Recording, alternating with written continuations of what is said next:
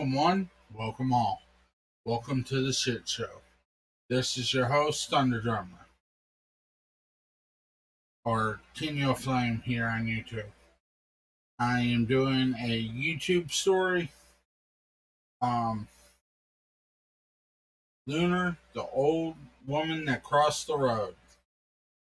Um, the story was been brought to you by Sarzak on Twitch. .com. If you have a Twitch, go check him out. He's way better than I am. No joke. Alright, so back to the story. We just got out of a secret meeting with the king of the human lands. And I gathered up all my people. Purple, um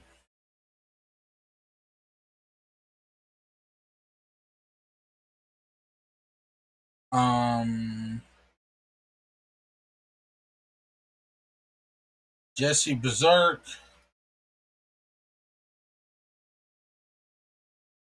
Jimmy Thunder, or Jimmy, aka Thunder. He just likes to be called Thunder. Um, and Sarah. Um, I told all of them we need to leave immediately. I have a bad feeling that something is going to happen. That we need to leave now, immediately. Well, we just book it. And well, we do more than book it. She goes, checks on everybody, makes sure she has all of their belongings and everything. She writes out a note for Sarzak, basically stating, um, don't kill anybody I care about. Do a good job, you fucking prick. You're still a fucking prick. And you're a prick. And AKA, you're a prick.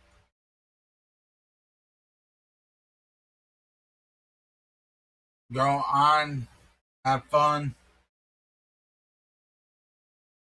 Make sure Dr. Zay comes back alive. Because he's still supposed to be the one teaching me how to control all these dragon abilities and whatnot. But to keep long story short, you're still a prick.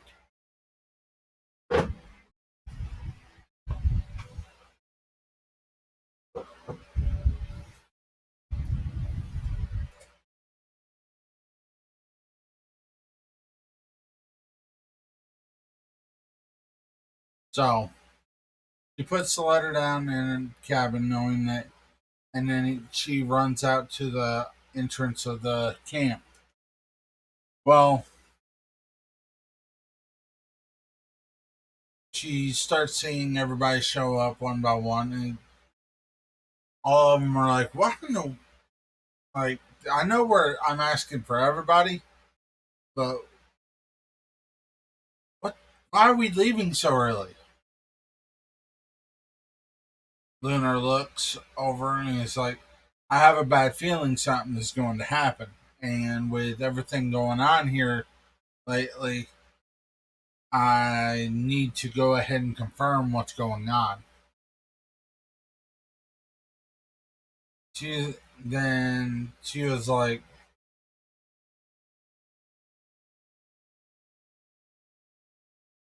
and as we're moving along, we need to discuss how we're gonna start doing battles and whatnot, because I'm pretty sure we're gonna be in some pretty epic shit.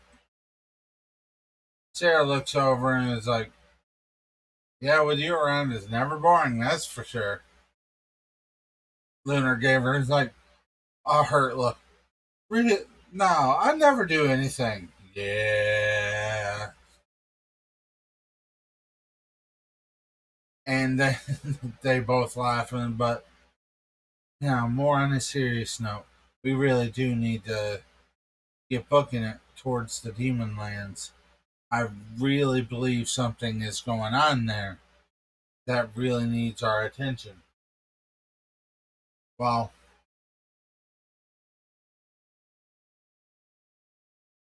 next thing they know, a stranger walks up just before. Did we give you permission to leave? Lunar looks at him and is like, fuck you. The guard was like, wait, what? And then the next thing you know, the guard is knocked out, thrown to the side. And it's like, we have no time for this. Let's go. It's like, oh, and she starts taking off. Well, all the rest of them are still have their luggage and everything. Like, wait up!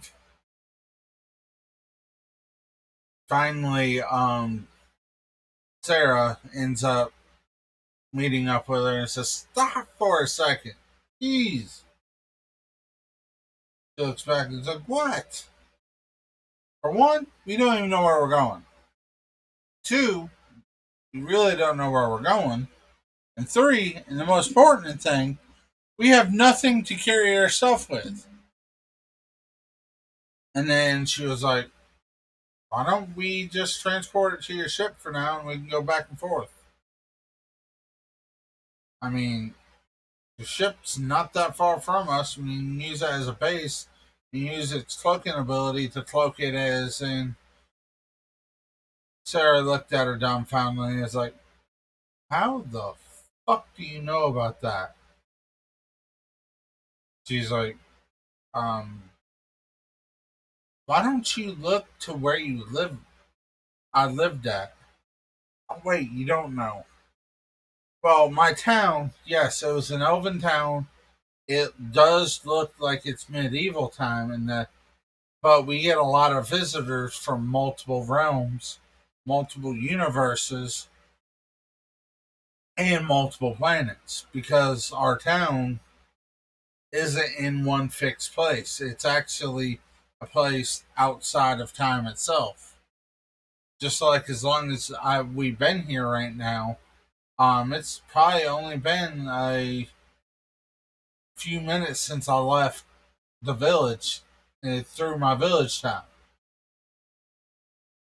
But yet, then again, depending on where that, it could be 20 years since I left because of where the village really is. Nobody really knows, and there's a lot of scientific minds that tried.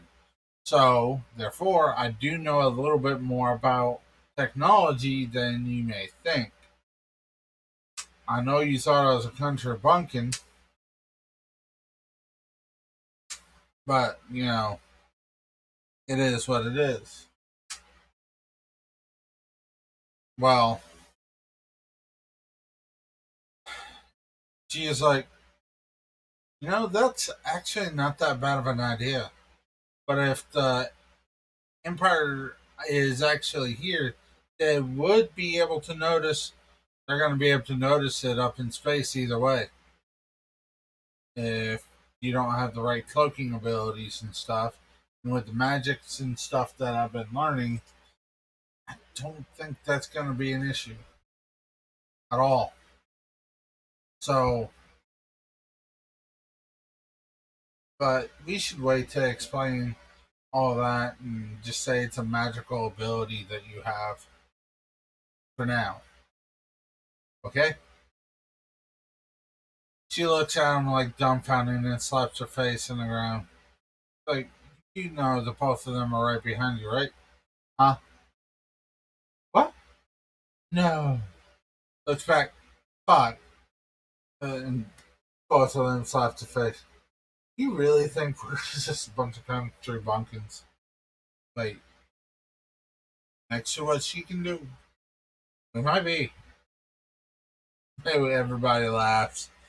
But, alright, for real now, the igloos has hit the fan. the igloos has hit the fan. They all look at her like, what the fuck? Then Jimmy comes out and is like, I understand. All right, just let's introduce each one of us like in our real way since we're away from the settlement and everything. My name is Jimmy Thunder. I'm basically named after the thunder god, Thunder Drummer. Um, she looks at him for a second and is like, really?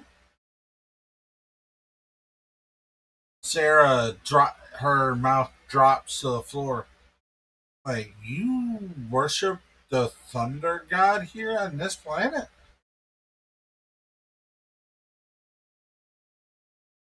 He like, yes. I mean, the thunder dragon's a big part of our stories and stuff and is a big part of our religion. We know that he's pretty much doing his own thing throughout the universe because they got tired of um, rolling over every little bitty thing, and a bunch of ungrateful assholes never gave him any peace of mind, so they just quit and let the universe run itself, only returning in matters of great importance.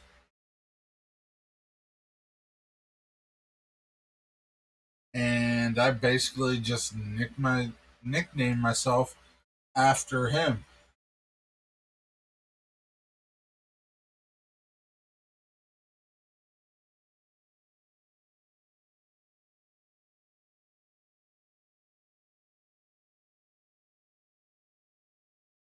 And I'm also the king's adopted son,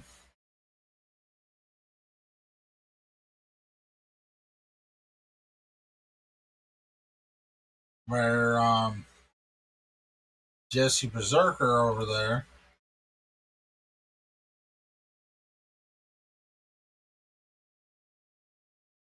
is kind of like my mentor when it comes to spellcrafting and whatnot. Like, right on. So you're a mage in Berserker? So Jesse looks up and is like, I hate that term. I know I'm good at magic. I know really good at magic. I'm even better at teaching magic. But I'm still a frontline fighter, a spell sword to be exact. So,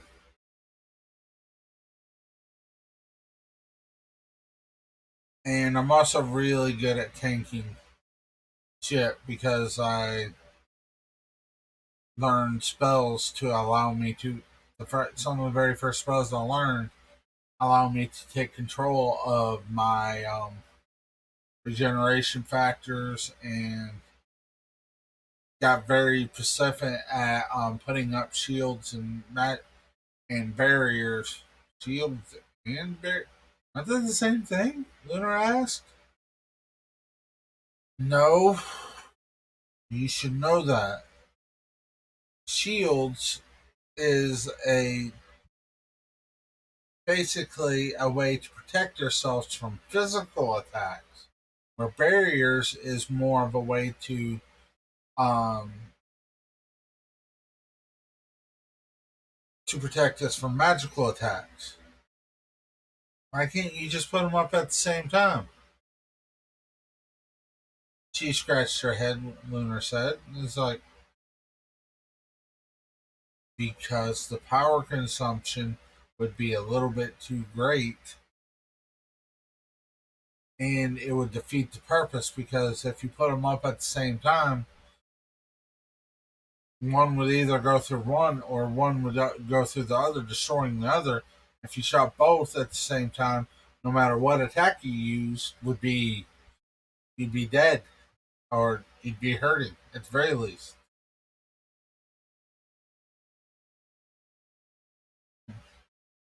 Let me show you this right quick. She pulls out her hand, puts up a under one of her standard spell barrier shield things. He looks over at it and examines it, and he's like,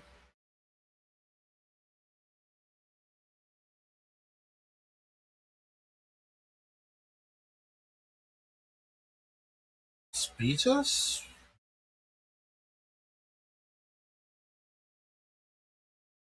That gives me a few ideas. Whenever we're stopped for resting, I may want to consult with you about a few things, so I can teach you about some different spell casting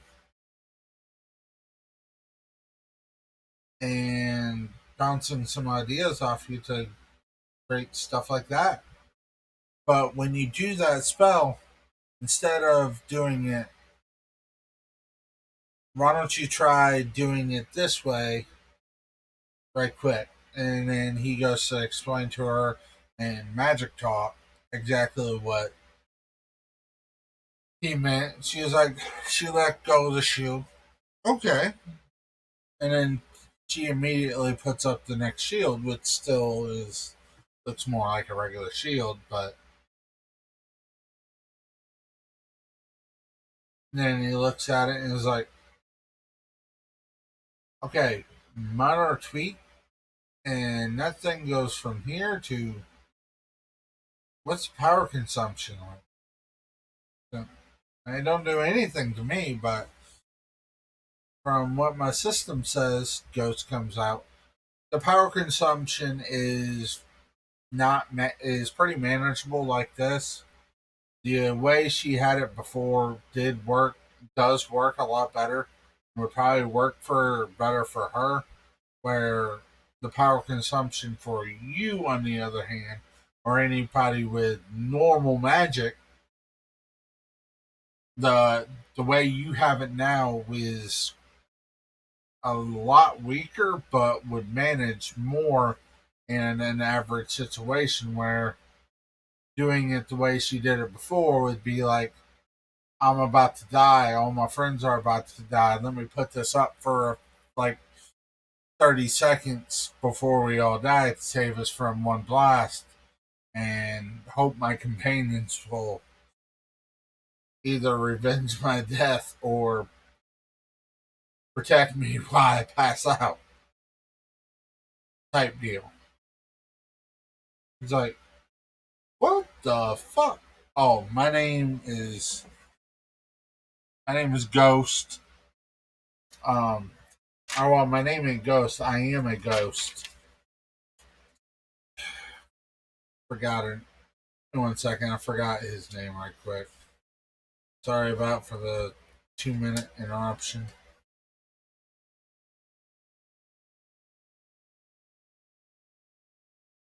My name is Draco the Ghost. I'm pretty much a mechanical companion to our friend here, Lunar.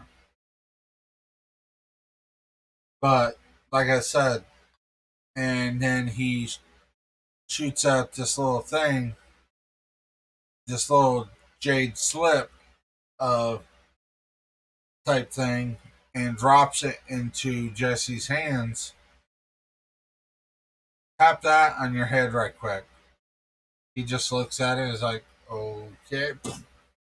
Like his whole eyes wide, like freezes for a second and then pulls it away and he's like, what the fuck is that? It's a micro nanonites that allow to transfer knowledge back and forth from this jade slit. It's like, I just learned with precision 15 different spells.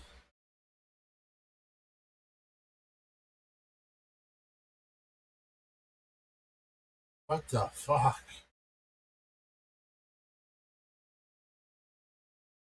And these will actually be really good for what I do. The good, Jesse said. Draco said, just like a way to joke. Huh? Sarah starts laughing. Don't become an evil robot to just slave all humanity. And, Sarah laughs where everyone else is looking at her. Is like, hey, can I do that? It's a joke. Never mind. So she taps on her ear. It's like, Purple, bring down the ship. We're all going to bring all of our stuff on there. Make it look like just something that would naturally just make it look like a big rock. The ship enters the plane. Looks like a fallen rock falls there while everybody puts all their stuff inside except what they need for battle. And then Jesse is the last to walk out. My ghost started looking around and is like, okay, this is generally what I think we should do. We should have Jesse up front doing range. Um, Thunder over there, I want you to be like mid to front lines because with your different types of magics that you can do, and you are a decent enough warrior as it is because of your enhanced strength, because you're half demon lord, half human.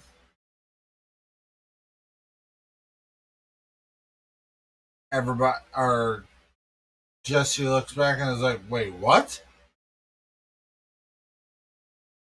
Yeah, he's half demon lord. His mom must have been a pretty powerful demon. And he's like, I'm adopted too, so I have no idea who our real dad is. Um,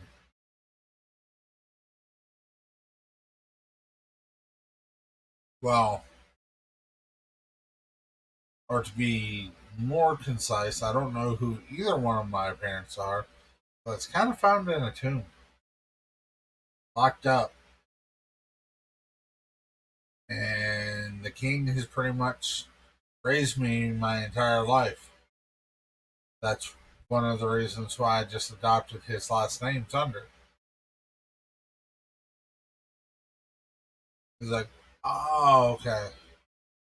And Jimmy, I kind of picked out when we ever heard stories of the Thunder Dragon. She's nice. And it looked up at the ghost and was like, how did you know I was both? Does that tell you my. Like, don't worry about it for right now.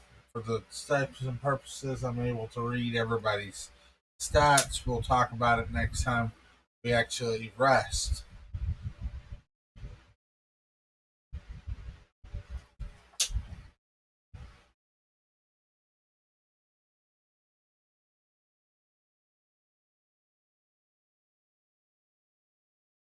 Well, long story short,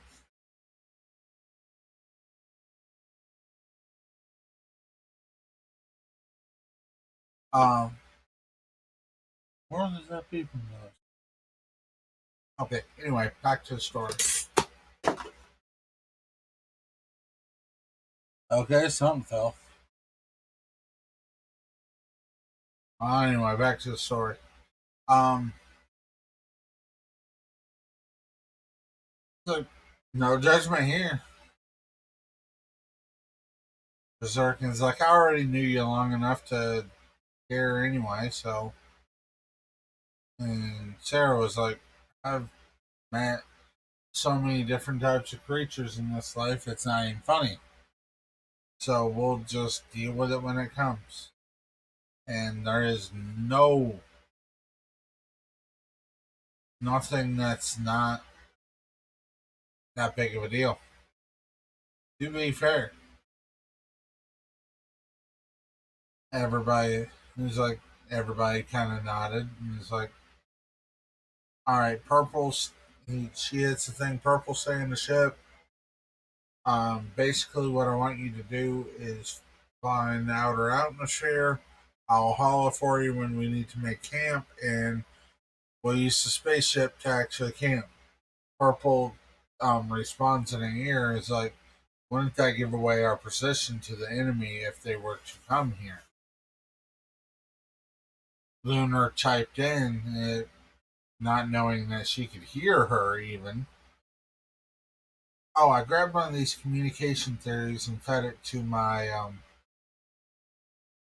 system, but I think we actually might be able to use a few spells to cover that up, which I kind of already cast on the ship itself. Unless it's somebody we want to see the ship, they're not going to see it other than just the illusion that's around it. Like right now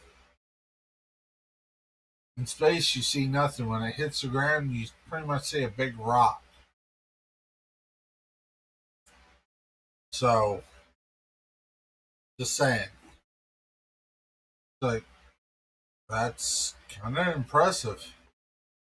Surprised our monitors and stuff didn't actually catch it.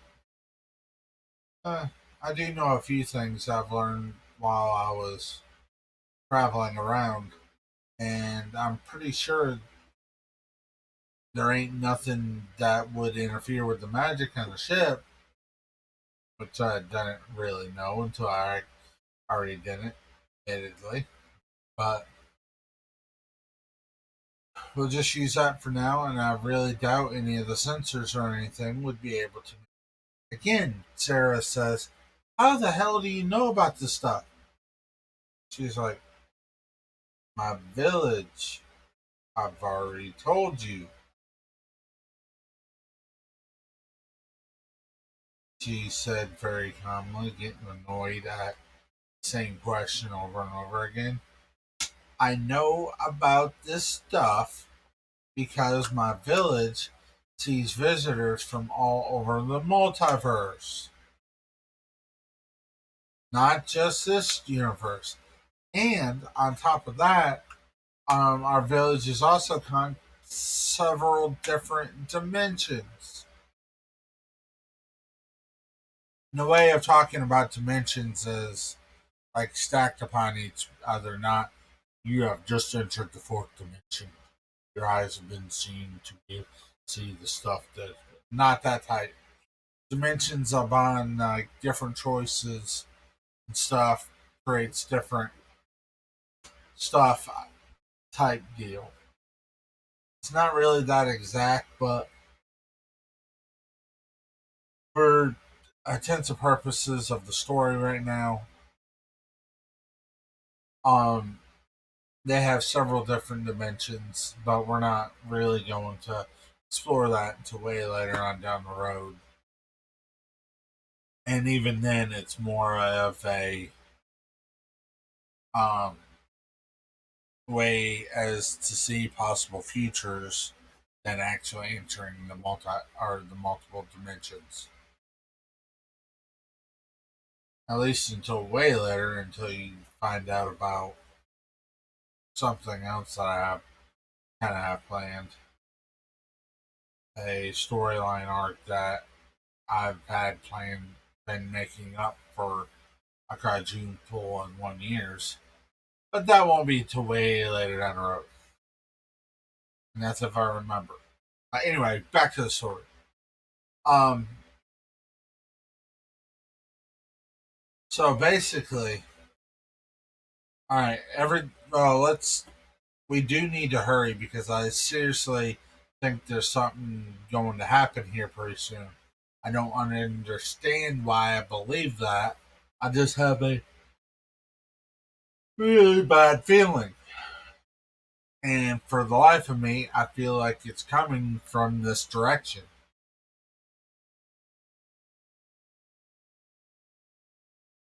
Sarah's like, you have. Once you ask Ghost if it's actually one of your abilities, I already did, and that's generally what he said. Ghost, can you explain to them as we starting to travel this way? What I mean? Ghost, just call me Draco, please, for the love of God.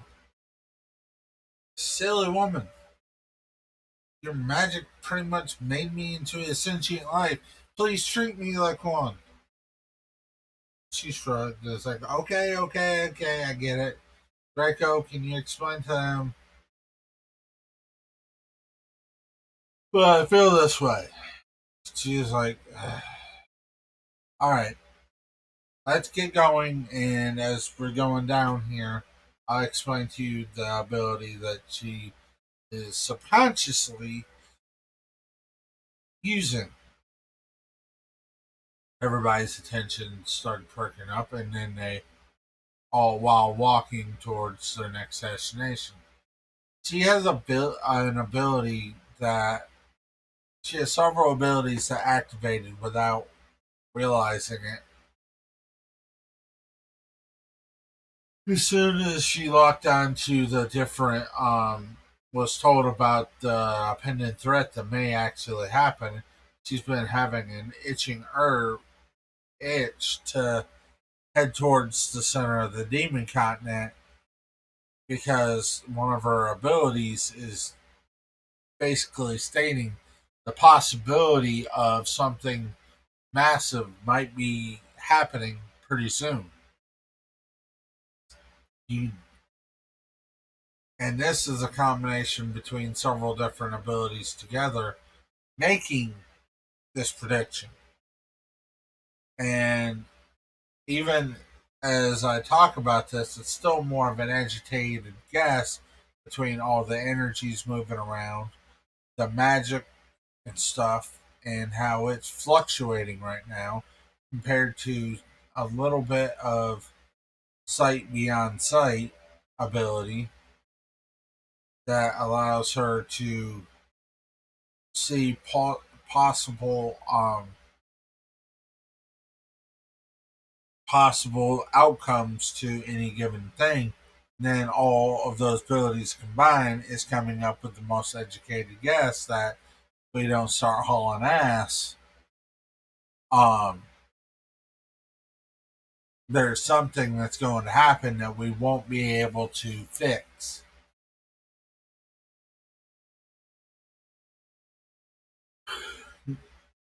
Everybody kind of got a grim look on their faces like, you just say sight beyond sight ability? Yes. Same ability the prophets have. I don't know what abilities they do have, but this ability pretty much make. Alright, to explain it in Dumbin's term, this ability allows see multiple outcomes to the likelihood of the future going forward for she activated it subconsciously because she don't completely know how to control her powers. And one of the reasons why I want to keep her back is more of the healing and stuff role. It's because I want her to learn more about her powers. Oh yeah, by the way, Sarah, you're gonna be fully ranged and she's gonna be pretty much beside you as a healer and to block anything big magical hits unless it's a serious moment that's happening to let her actually let loose. She, Lunar stepped out for a second, or stopped for a second, looked at Ghost, and was like, "Why? because you're overpowered and you need to learn how to focus your magics and stuff. And using healing magics will allow you to do that. Also, using different types of force shields and stuff will actually allow the same thing by protecting the unit from the back, plus a constant rejuvenation on everybody present, going to make one hell of a unbeatable team for one. Two, you need to learn precision in your spellcasting, which is one of your major flaws at the moment. Like, fine, Grimace understanding that she does need help. She's like, "You help me out with any of the other two?" You kind of growled back at him. She Ghost Draco looks down on her. Is like, "Not particularly, no, but I am familiar for one of the things that you can do, but you still need to learn how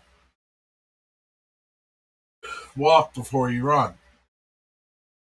She's like, "Okay, I understand." And learning how to control your magic and learning fine control of your magic, which healing magic will help you with without hurting anybody or, blowing up the planet. She stopped and is like, "I would have never. Sometimes accidents happen. You have the ability without control, using the wrong spell, and the next thing you know, this planet has been cut in two, and the magma and the core get shredded to pieces and starts all floating into space, destroying this planet, destroying every living thing in this planet." Yeah, starting fine control now. See, I find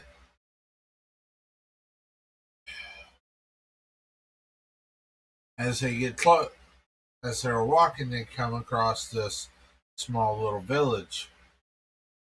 It's basically a small little no-noun town that was in the middle of nowhere that serves was basically started as more of a just in the middle of nowhere stop to be able to rest your head type place. When they started walking through the town, everybody seemed a little bit skittish, and it was like, "Oh no, poor travelers." I hear behind shut doors. Or, well, Lunar here because all of a sudden these groups of people started surrounding our group of heroes. Well, kind of hero, our adventure party, and they were basically, "Give us all your gold, your armor, your swords, and maybe we won't sell your women." They all chuckled, but we're still gonna get a turn at them. So give up now. You have no. Lunar was about to act, and Draco came out of said, "No, not right now, not yet. This is a good chance to kill these bandits and to earn some free will, and plus get some a little bit more stuff for supplies and stuff." Um,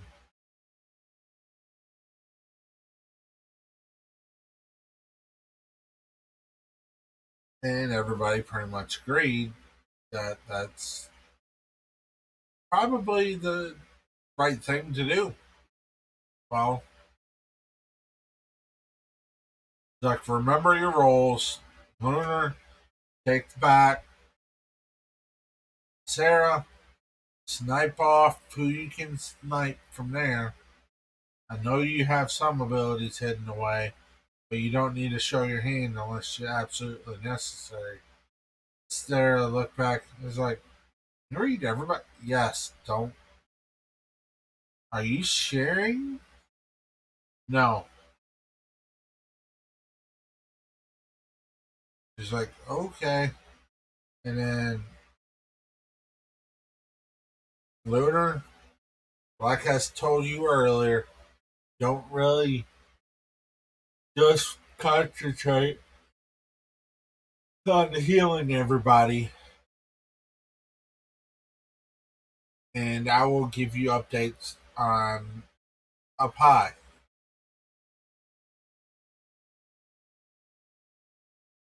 How in the world are you talking through our heads?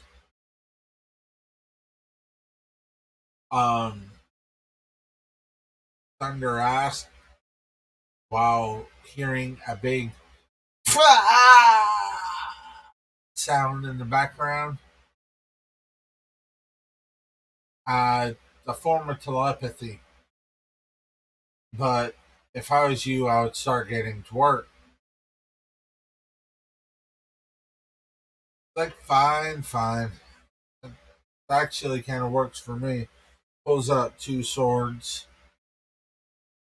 Like, acts like he's drumming with them for a second. And then it's like, time to, I guess it's time for a party. And these swords look a little bit different. They have a ruby down at the bottom of each blade and something that looks like wood going up on each thing with little rubies on top that looks like it's been molded in with the steel. The steel itself is more pitch black, like almost absolute black. So when he's building these, all you see is like the rubies, and everything else looks like something in a shadow. These blades are meant for basically being able to turn around and cast long range spells or help concentrate on certain spells to shoot out, or and he can fight with them, concentrating his own mana into it and casting short blast the stuff for in front of him.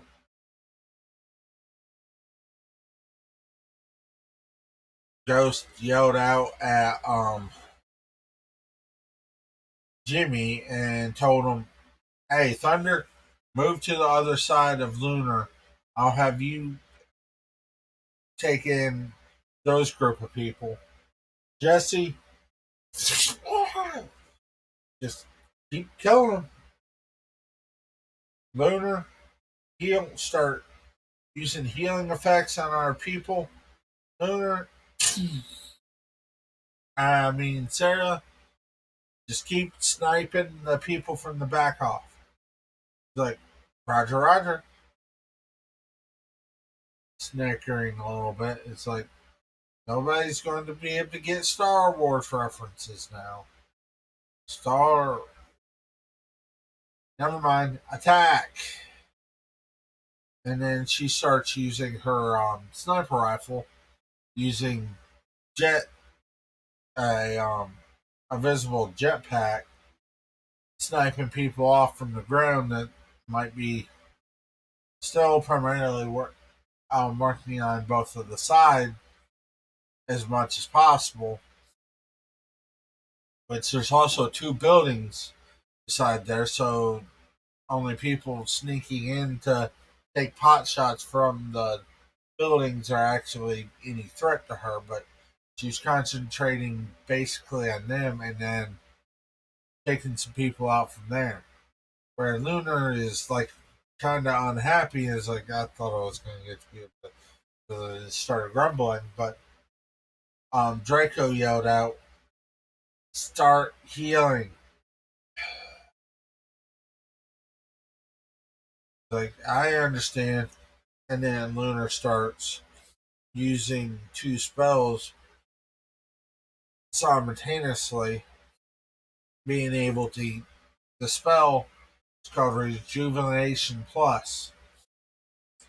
The purpose of the spell is able to actually heal an opponent's or the target, but it's a friendly target, but target nonetheless, being able to hear their HP and MP at the same time. It's basically casting a transfer magic and very, very, very big mana drain, but it ain't that big of a deal to her. That, but the whole purpose of it is to actually learn how to focus everything a lot more than so you don't accidentally blow the planet in half.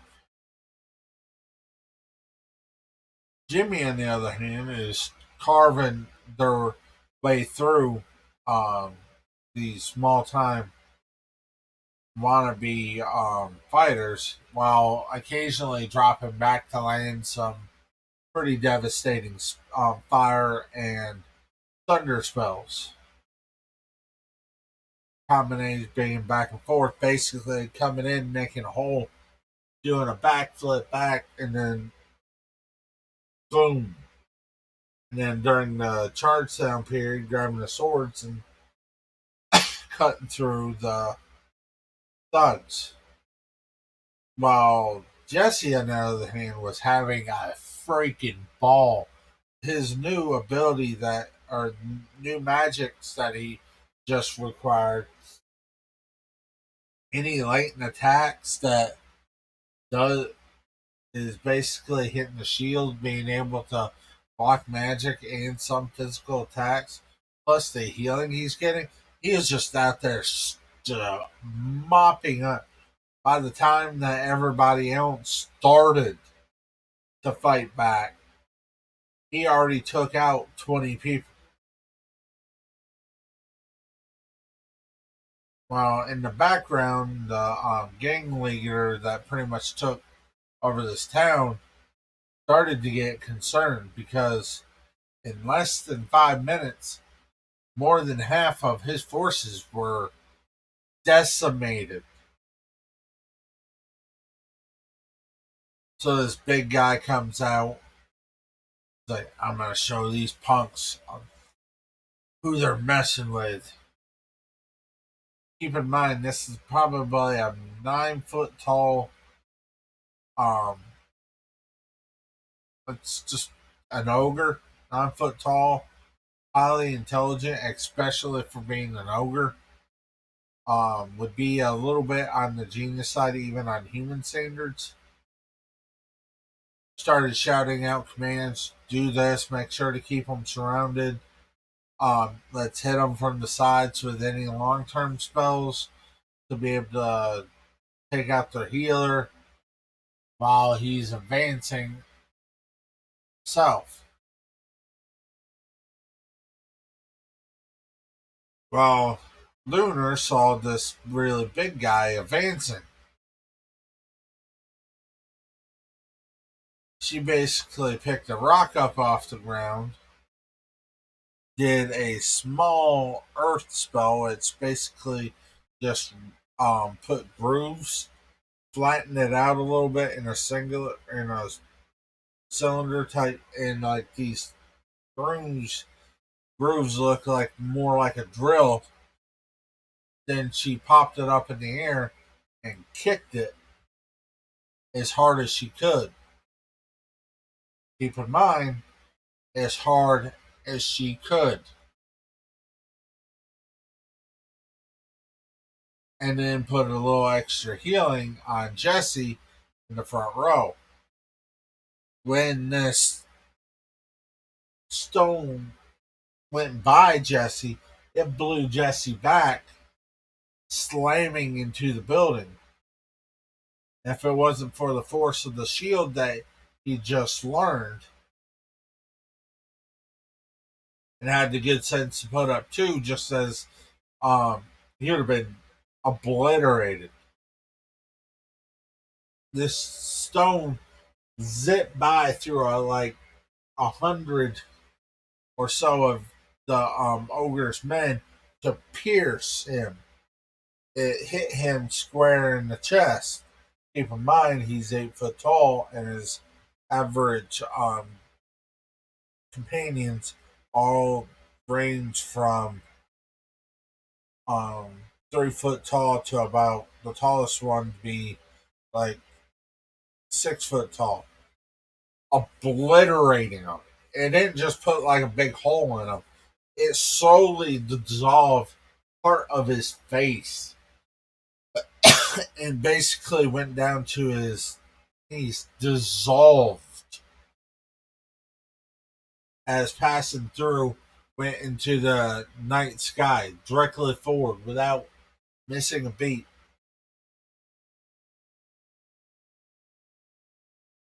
Keep in mind, she ended up accidentally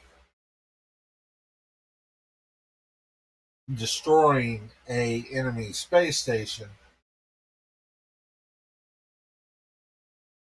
Um, an enemy space station that was on the verge of being complete, and blew up some pirate ships before finally hitting a planet. And it was basically just like a gas giant type deal. While the force ended up coming there, and it started slowing down. And but the energies of the coming off of the rock at the time of it obliterating everything it did in its path kind of started mixing with the energy, the gases of the planet, and started evolving into something else completely. Nobody knew any of this. Next thing you know, um, Sarah came down and just smacked the shit. One hit of everything she possibly could. What the fuck do you think you're doing? That do pretty much started cussing her out and be like, "Hey, you have to be fucking careful doing this stupid shit like that. I know you're normally a frontline fighter. You're a hell of a lot stronger than you was just a year ago, from what Dr. Zay has told me. You have to learn control, or you're going to kill us all." Lunar kind of truly understood what she meant, looking over and seeing the crater that she created, and also seeing how that little small stone exited the gravity of this planet. Keep in mind, is about 10 times stronger than Earth's gravity. At that.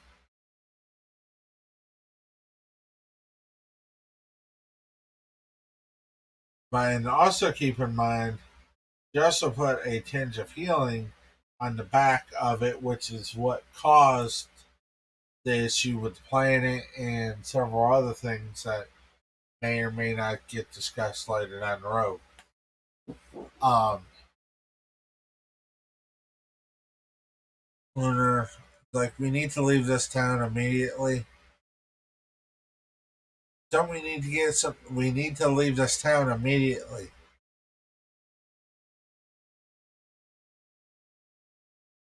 Do you understand? She drooped her hand. It's like, what would you honestly think? You saw a bunch of strangers kill as many people as we killed just now. Even helping them, they are scared out of their freaking wits. So the two things they're going to end up doing is groveling like no tomorrow at the detriment of their own safety thinking that we're just going to be the next overlords of the small little backwards travel station that just grew into this little bitty village. She was like, "Fine, I understand." And then Lunar hit the ground, started healing the land around them a little bit. Let's keep in mind that she's not having used to having as much control as she does right now, and magic actually enhances the ground itself, just healing the marks in the land, in like a 10-mile radius, allowing a crop boom in the area, which ends up helping these villagers down the road and actually helping a lot of people down the road. Before they left the town, um, this little scared old guy comes jumping off the top of the house and ends up landing right in front of them. And he looks at the woman in the center, like, "May I know your name, destroyer of ogre, of the blood ogre, Tringamesh, Trego, what is it? Doesn't matter, he's dead anyway now. May I know your name?" Like, she lays down, "My name is Lunar. This is Jesse. This is Sarah, and this is Jimmy. My name's Lunar, and this is Draco," pointing at this little machine that's hovering. Just say he's a magical pet.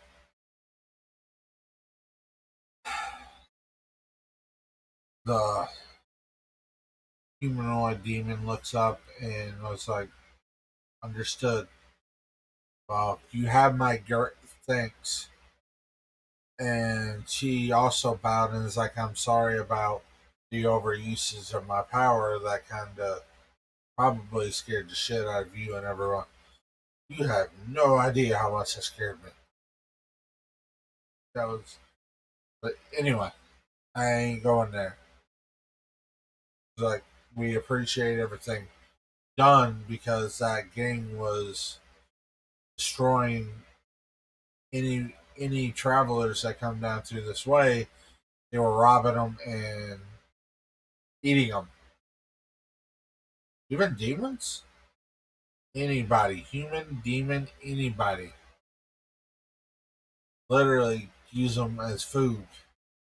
It used to be a very well known travel destination, be able to help um, mercenaries or soldier mercenary soldiers or police, like the police, um, stop here to gather up stuff before they can either go to the front line or to one of the major cities that's not that far from here.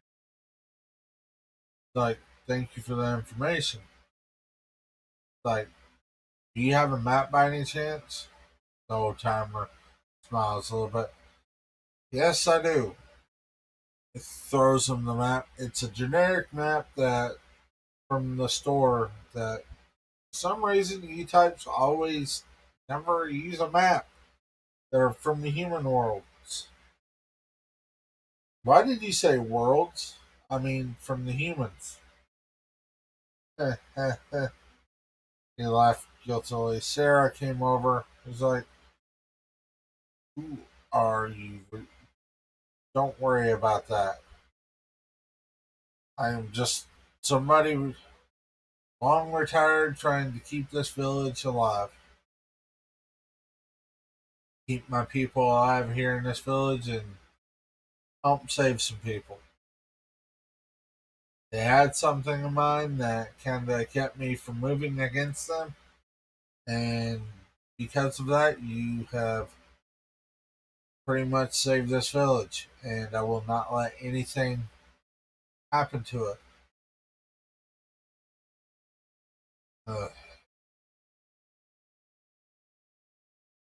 Draco, she asked Draco for a second. It's like, you don't need to know. Trust me.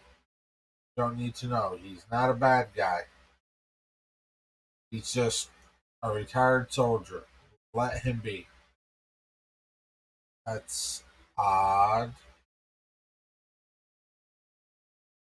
Hey, he yells at Sarah, throws him a little, like, disc little thing, and is like, if you know what that is and can crypt it, you'll be able to contact me if you need me for something.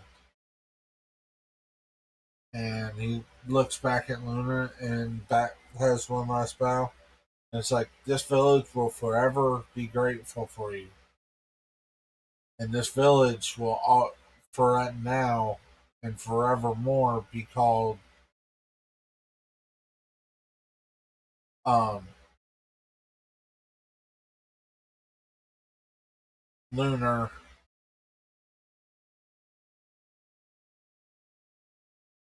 And a statue of you will be built up as and be called the Ogre Slayer.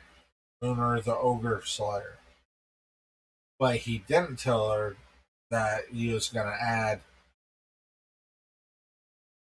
this village is actually going to be called Lunar the Bloodstar Village, simply meaning the Bloodstar in their common tongue was more of a dramatic term of saying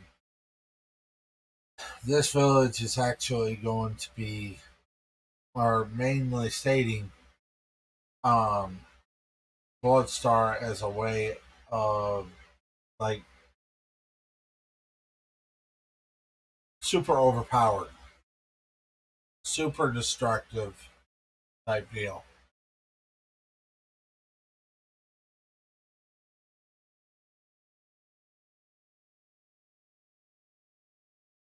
So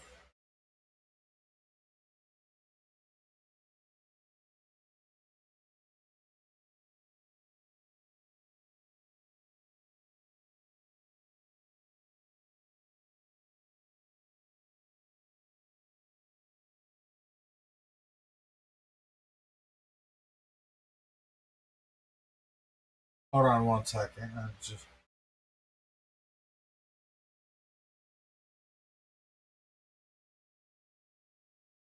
back to what I was saying. Sorry, I got a message.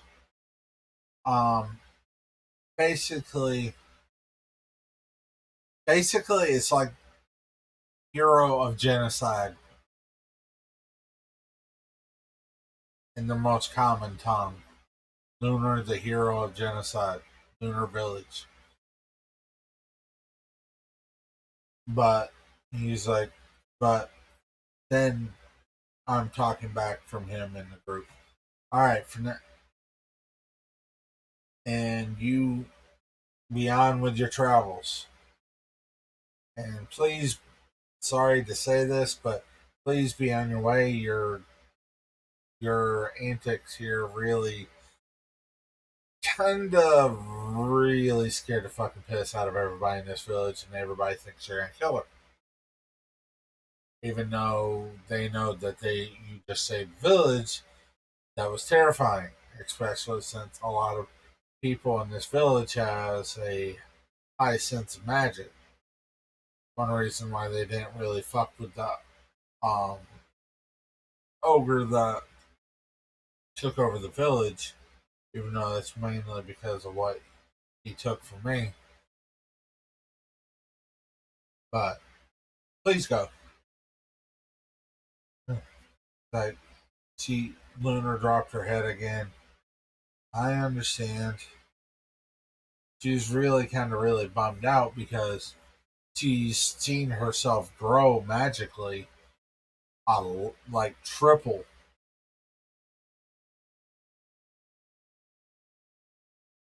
And this incident has really put it on her why Draco the Ghost pretty much said that. And keep in mind, with all the events that happened during since she got into the capital, she also hasn't been able to really go through all of her issues. Like, she hasn't really been able to cultivate or anything either at this with everything that's been happening. Well, they get about 30 or 40 miles outside of the village, this little pack of um, this little area in the trees that was just basically cleared out for camping and stuff. The ship comes down and drops there, looking like a rock just seemingly popped up out of nowhere as Lunar just clapped her hands at the same time, reinforcing the illusions and stuff onto the rock, allowing everybody to think that she just poof popped up on the ground and they there by any bystanders. That they all walked inside. Of course, the inside is bigger than the outside. Hint, hint. Uh, no Time Lords though. It's just a hint, hint of they using some of the same technologies, possibly maybe. But anyway, they get inside. Lunar goes to a room, but before she stops, Sarah grabs her and be like, "I'm sorry for being so rough on you today." Lunar was like, "I understand, um, but I need to be by myself for tonight. I need to actually go in and concentrate on everything that's actually happened to me today and happened in the past several months, so I have a better eye on things whenever I actually start going up against bigger and stronger people, that the damage I could do to my friends can happen just as much to what." She starts stuttering her words first. "I understand," Sarah said.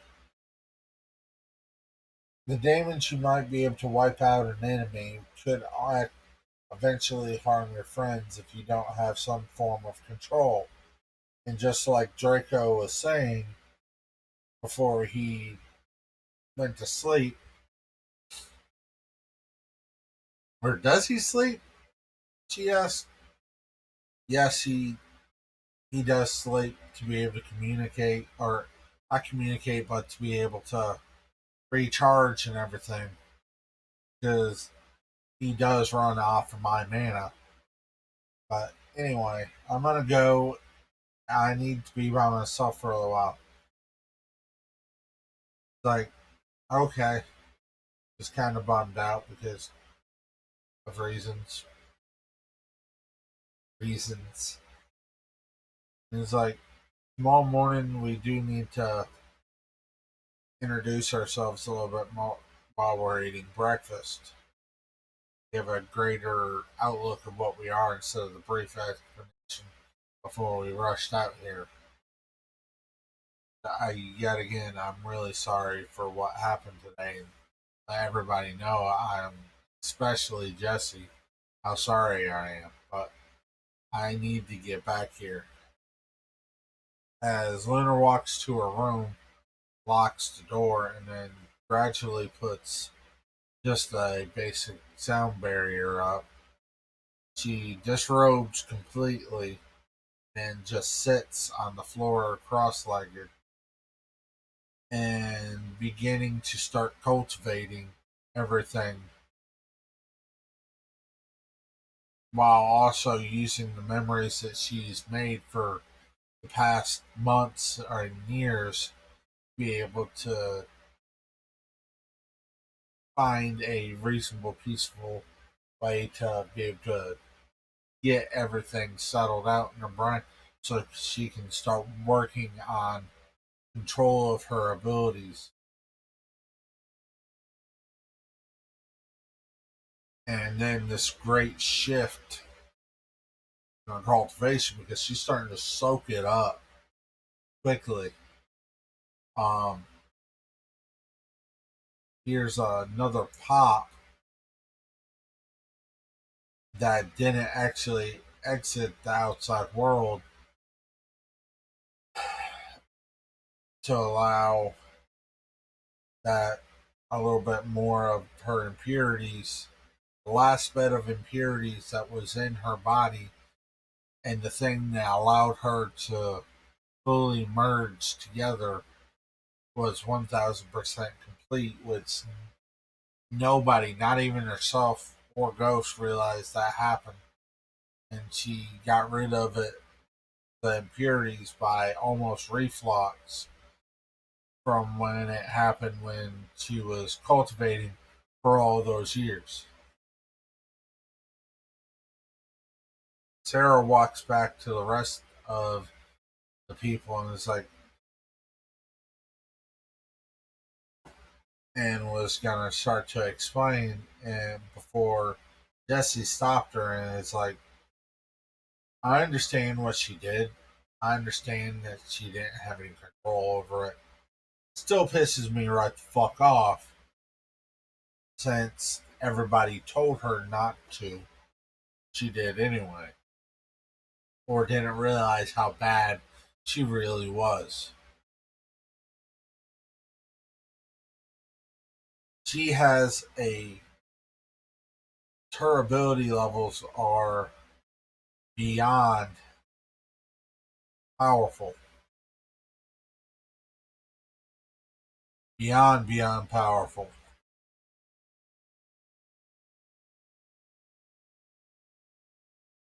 So we're, I'm going to give her a little bit of slack. I don't know what Jimmy is thinking, but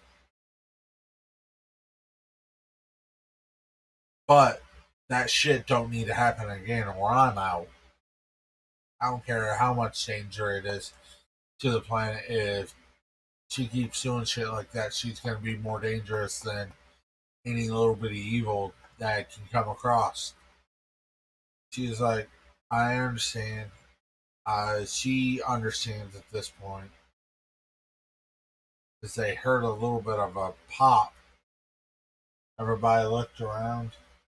It's like, huh, that was weird. Jimmy pretty much said something on the lines of right after the pop, after Sarah asked him completely, he's like, what about you, Jimmy? Jimmy looked up at her and was like, that was so fucking hot, it wasn't even funny. Like, wait, did I just say that out loud? Fuck. Nothing. I'm just gonna go to room. Sarah just shook her head. Like, oh Lord, what have I gotten myself into? She laughed a little bit. Like walks up to her, beside her for a second. It's like, how you doing? He's like, Sarah just looks at him for a second. And is like, wait, what? I mean, no, no way. You can't be doing what I think you're trying to do. Like, eh.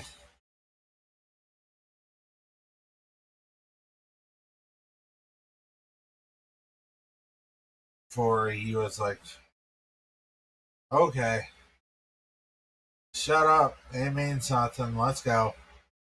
Wait, what? Really? I need a release after all that shit anyway.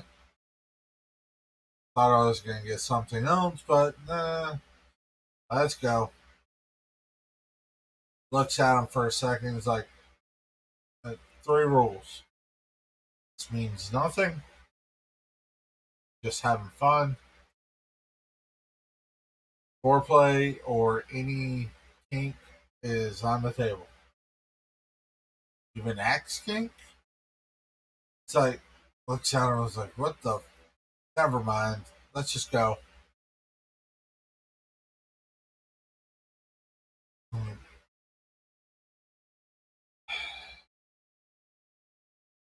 What have I gotten myself into? She said again.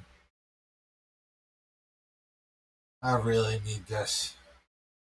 As they all walk away, Purple pretty much comes out of the shadows, and it's like, I swear to God, these people infuriate me. I wasn't being paid so much.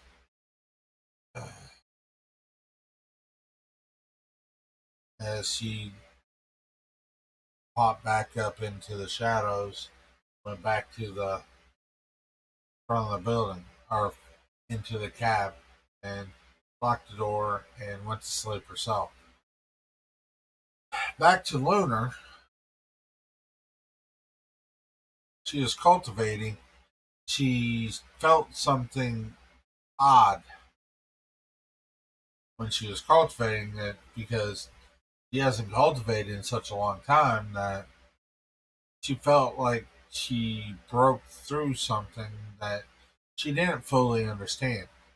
Keep in mind at the beginning of the story is when she broke through to be on a true immortal level of cultivation. She broke through the human plane off the mortal plane completely.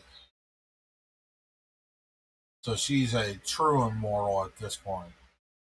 Um, but she broke through something she didn't quite understand that gave her understanding of her own body way more than she would before. And then she understood the dangers that she could actually put people through if she don't start learning how to deal with this.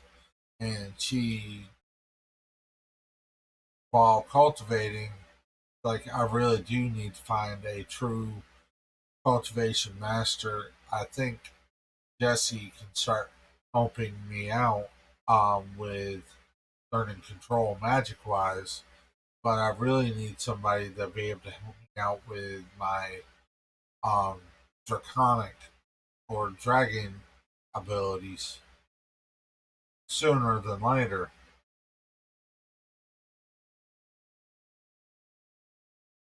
As she was contemplating everything, it's like, I really fucked up today,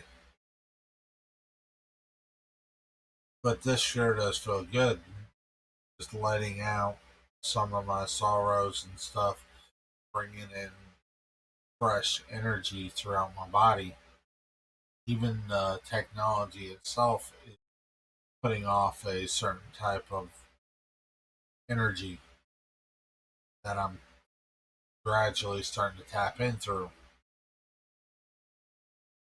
Like, and she started thinking about different pathways through her ability or through her cultivation that allowed inside her body. She just started to realize how strong and stuff that it's making her, but she's still pushing forward.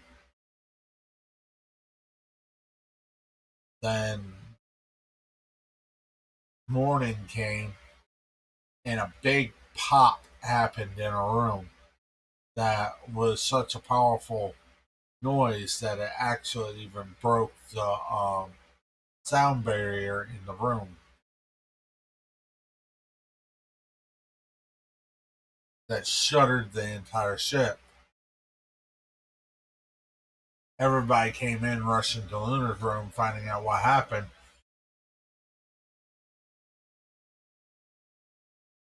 while Lunar herself was pushing the energy that she was experiencing down into the ship itself to keep it from overloading the area She just broke through a plane of existence that allowed her brain or allowed her to see and feel a whole lot more than she could ever even imagine. She finally opened her eyes and looked over to the door. She saw everybody's mouth dropped as everybody was watching her control all this energy. And it's like, didn't we just tell you last night? She put up a hand, pulled in, and pushed down, and looks back at him and was like, I understand. And this isn't kind of what it looks like. They just shook her head for. And I was like, this is going to be a long trip, isn't it? Yes, he just shakes his head.